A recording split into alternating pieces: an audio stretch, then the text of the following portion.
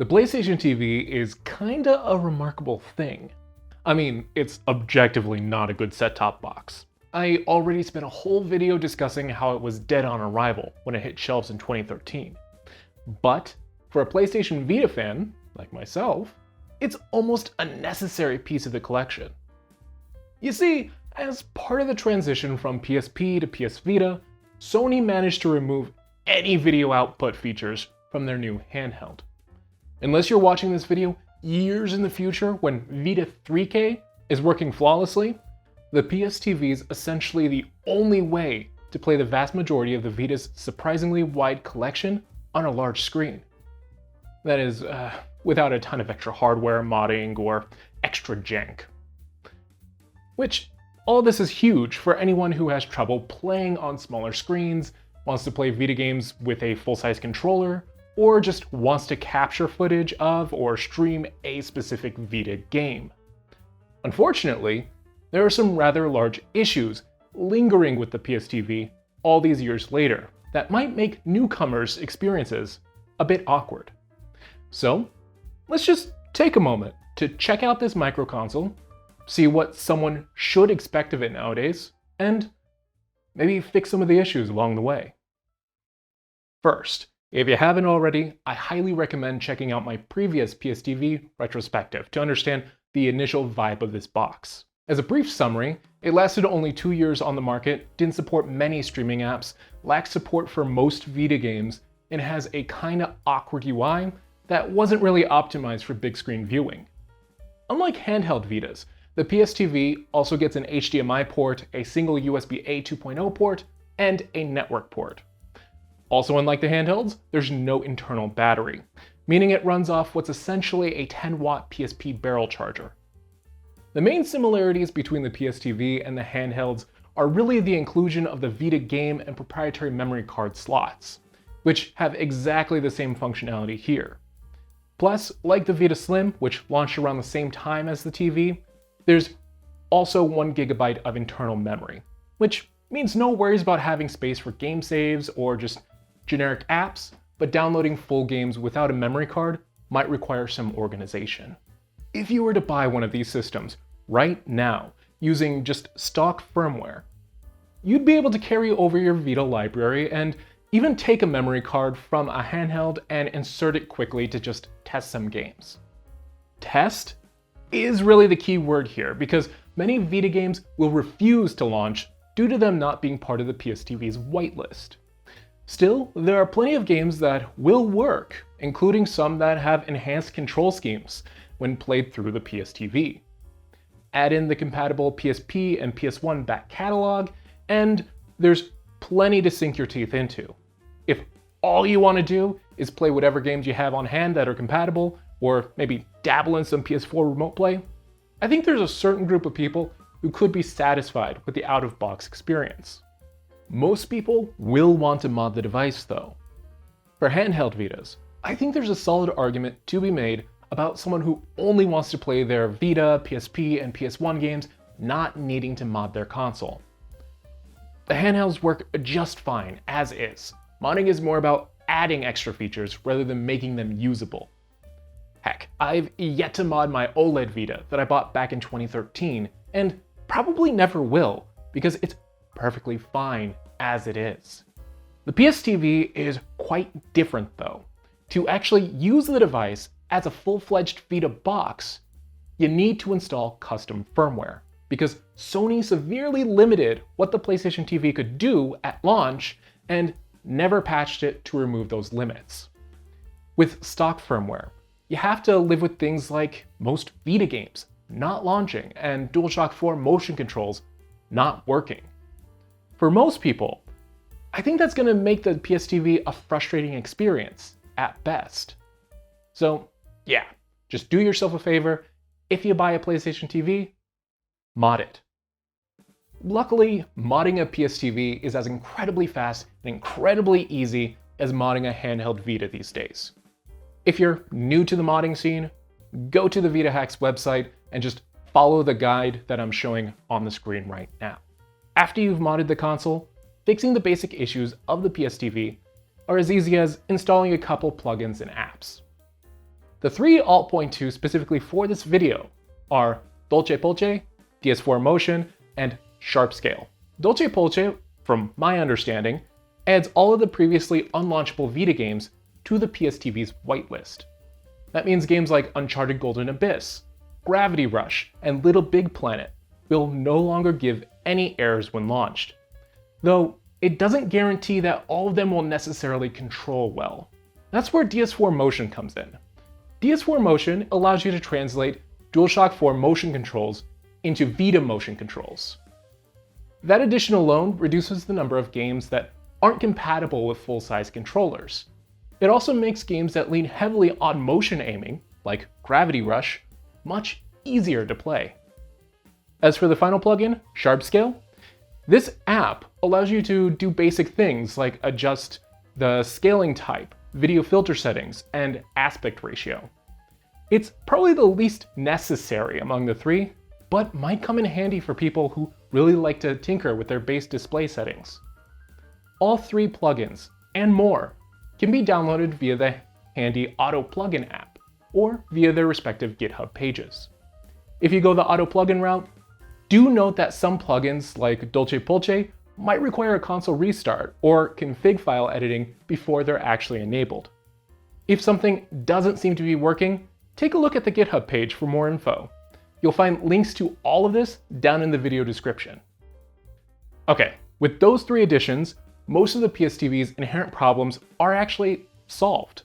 Essentially, now you can play any Vita games and have proper control over the games, which is kind of weird that that actually requires plugins in the first place, but whatever.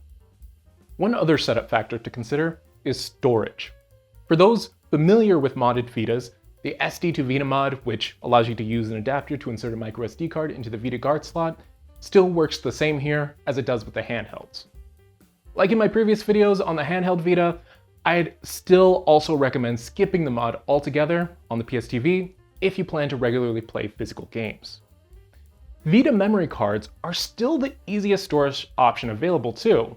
You can get 16GB cards these days for about $20 on eBay. For most people, that 16GB will probably be fine, to be honest, especially if this is complementary to a handheld rather than a replacement.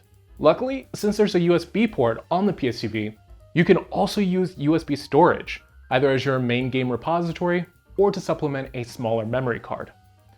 The one downside is that I've needed to mount the USB drive manually using Vita Shell after each restart to access its contents. I'm personally using a flash drive I have on hand to store ROMs while having a 16GB memory card inserted, which I pulled from my SD2 Vita equipped Vita Slim without having to reformat. It all just works. Ultimately, do what works best for your setup. And it's always a good idea to keep a backup of your system and game data if possible. Even if you're staunchly against Sony's memory formats or don't care about playing physical games ever, nothing can ruin newly retro hardware quite like its storage crapping out. Especially for a device like this, having multiple storage devices might not be a bad idea. Okay, now that setup's out of the way, let's look at what we can actually do with the PlayStation TV. The honestly main difference between a PlayStation TV and a handheld Vita is the use of a standard controller instead of the Vita layout. As much as I enjoy the majority of the Vita's design, the sticks are incredibly cramped and the shoulder buttons just don't inspire confidence. Being able to play any game that requires precise stick input, like Borderlands 2, with a full-size controller increases the comfort level tenfold. Having actual L2 and R2 buttons instead of relying on a touchpad is also a godsend that emphasizes how much I wish the Vita just had a more modern layout. That's especially true with regards to PS4 remote play.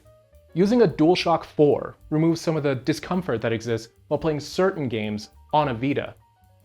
Ditching the portability of a handheld does suck, but there's still something magical and useful about remoting into my PS4 from across my house. Many originally whitelisted games also came packed with enhanced control schemes that take advantage of the DualShock controllers. Want to play two-player Guacamelee or Spelunky on a single screen? You totally can. Just connect a separate controller and have fun. Other games, like Killzone, opted to improve their control scheme to coincide with the extra buttons, or else make the in-game experience feel just a bit more responsive. Even with the PS TV being a kinda niche device that likely struggled to move even 1,000,000 units before discontinuation, certain developers seem to have jumped on the opportunity to support the system with some basic but very much appreciated revisions. In some ways, that makes the PS TV the best way to experience certain Vita games. In other ways, there's only so much developers could actually do. Camera-based games, for instance, are a no-go outside limited hacks due to the PS TV not having a camera. And while using touch controls, there's no way around feeling a bit awkward playing certain games. To their credit, Sony implemented a semi-decent solution that can emulate touch input using the DualShock 4's built-in touchpad. I honestly don't think I've ever used this touchpad as much as while playing games on my PlayStation TV. So, yeah, it solves a Vita issue while making use of a previously underutilized feature on their flagship controller. I dig it. Using L3 and R3 can also turn either stick into a cursor for more precise input or to register touch specifically to the emulated front or back touch panels. It's more awkward, but works just fine and means that a DualShock 3 can be used without too many issues. Still, any game that makes heavy use of touch input will feel a bit janky to play for long periods of time. The cursor always feels awkward to move with sticks, and the DS4's touchpad is incredibly small to use for navigation. Not to mention, the cursor always stays on the screen as long as it's active. For a game like Run, Sackboy Run, it feels like a blemish that I can't quite remove. The only decent solution I could imagine would be to have an opacity slider for the cursor, but even then, I think most folks would prefer skipping touch-heavy games altogether on the PS TV. Going back and forth between the handheld and PS TV isn't such a bad thing though. While playing games for this video, I quickly realized the usefulness of cloud saves. Logged into the same account on both my PS TV and Vita Slim, I was easily able to transfer save files between both consoles via PlayStation servers. Everything's fairly seamless and can be set to back up automatically when there's a change. If you're really into Vita games, I feel like this is a good way to experience them on a large screen at home and still be able to take the games with you while traveling. I really dig it and think this might actually be a killer feature for anyone who wants a pseudo Nintendo Switch experience with their PlayStation Vita. At this point in the video, I've pointed out a ton of positives regarding this console, in spite of the limitations placed on it by Sony. Even with it being a device that was pretty much dead on arrival, actually playing Vita games and remote play on my modded PS TV more than proved, to me at least, that there's a reason for fans of the Vita game library to pick one of these up. How about the, unfortunately, large swath of people who don't care about Vita games though? What about emulation? Well, that's tricky. The emulation capabilities of the PS TV are pretty much the same as a handheld Vita. In other words, PSP and PS1 emulation are fantastic. Non-Sony console emulation up to N64 is okay, depending on the game. And except for some dedicated ports by Sony and the homebrew community, any systems beyond PS1 won't reliably play at an acceptable quality. If you only want to play a few smaller SNES games or a race or two of Mario Kart 64, you're probably going to be fine. Just expect some oddities every now and then if you try to push the PS TV a bit too hard. I went over emulation on Vita in a ton more detail in my video about using a Vita in 2023, if you want to go check that out. Link in the description. But the bottom line is that PSP and PS1 game libraries are the only real compelling native use case for this machine if you don't care about the Vita library. For both of those, Adrenaline works as great as always, and kind of gives the feeling of booting up a PS3 on a big screen. Sony themselves worked on PSP and PS1 emulation for Vitas, and Vitas themselves share some of the same hardware with PSPs. So, outside some edge cases, it would have been kind of surprising for PSP and PS1 games to play poorly on any Vita-related system. While you could always connect a PSP to a larger screen using a component cable to play PSP games more accurately, playing on a PS TV undoubtedly looks and controls a bit better, with the emulation here being only a small step down from playing games on the native hardware. The right sticks can also easily be mapped to whatever controls are needed. Mapping it to the camera controls, usually on the shoulder buttons, in particular, makes games like Ratchet & Clank's Size Matters feel a bit smoother to play overall. Once again, thanks to the comfort of full-size controls, controlling the game at all just feels easier on the PS TV compared to the handheld Vita. Considering how many PSP games like Lumens and Loco Roco relied more on D-pad and face button input, not all games will feel as dramatically different. It's mainly for action games like God of War or Birth by Sleep, where you'd feel the most differences in general. Everything just feels a step improved without quite as many hand cramps over time. Likewise, PS1 games benefit greatly from a full-size controller, as the games were meant to be played. In particular, any games with analog stick support really shine through. With the exception of PS Plus Premium and what's available via the much chunkier PS3, this might honestly be the best official way to play PS1 games these days, even if high-quality PS1 emulation in general has become fairly widespread. Adrenaline's graphics settings and Sharpscale's fine-tuning even go a step further to make the video output look as good as it probably could without lugging out a CRT in original console. For anyone wanting to give this a try, I've no doubt it could be an awesome way for many folks to play PSP and PS1 games on a big screen, with maybe a small sprinkling of non-Sony emulation added in every once in a while for fun. That summary shouldn't be a huge shock though. The PS TV is essentially a repackaged Vita board. It would have been kind of surprising if the PS TV could suddenly handle a ton of systems the handhelds couldn't. Though, use of a DualShock 4 does make most games more comfortable to play at the expense of a minority of Vita games' accessibility. And in general, because of that, it's simultaneously a better and kind of worse purchase than you can get elsewhere. If you've ever had the desire to play Vita games on a TV, there's no easier way to do it, hands down. For everything else though, it does face some stiff competition from more modern devices. Of course, there's the fact that a ton of cheap retro handhelds and smartphones, the Vita's main handheld competition these days, can output to a TV with better emulation quality and wider selection for most systems. Connecting many of these sorts of devices is admittedly a bit janky though, even as someone who regularly uses Samsung DeX, and it doesn't come close to the PS TV's sleek design and plug-and-play form factor, once plugins have been installed at least. However, there are plenty of set-top boxes these days that can handle at least 90% of the emulation capabilities of the PS TV. A Fire TV 4K Max stick, for example, costs about a third of the PS TV's average price these days, and beats out the PS TV in all emulation areas except for maybe PSP. For a bit more than the PS TV, you could also get an Xbox Series S, which can emulate consoles through the Wii and PS2, as well as natively handling almost all 360 and a good chunk of the original Xbox games. Plus, the more modern options come with support for streaming apps, cloud gaming, their own gaming storefronts with more recent games, and, higher resolution output. While folks not interested in Vita games might still pick up a handheld Vita for its form factor and kind of decent value compared to many of the retro handhelds around its price point, I think the PS TV is probably a harder sell.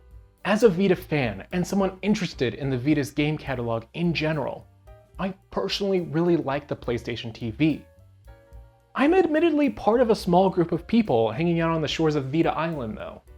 If you're not the same, I get the feeling that the PS TV is going to be more of a novelty than anything else. Still, if you have even the faintest of interest in Vita games, want to check out some really solid PSP or PS1 emulation, or even just want an accessory to pair with your Vita or PS4, it could be an interesting device to tinker with. if you happen to find it on sale for cheap. Those are my thoughts though. I'd love to know yours. Are you interested in picking up a PlayStation TV? Do you already own one and have thoughts of your own? Are there any plugins, apps, or extra features you want to recommend to other folks? Let me know down in the comments. As always, if you found this video interesting or informative, go ahead and give this video a like, and then get subscribed for more video game tech videos in the future. There's still a couple more Vita-related topics I think I might investigate further before moving on to its main competition, the 3DS. If there are any Vita accessories or use cases you'd like me to follow up on, feel free to let me know either down in the comments or via the socials on the screen. That's going to be all for this video though. Until next time, catch you later.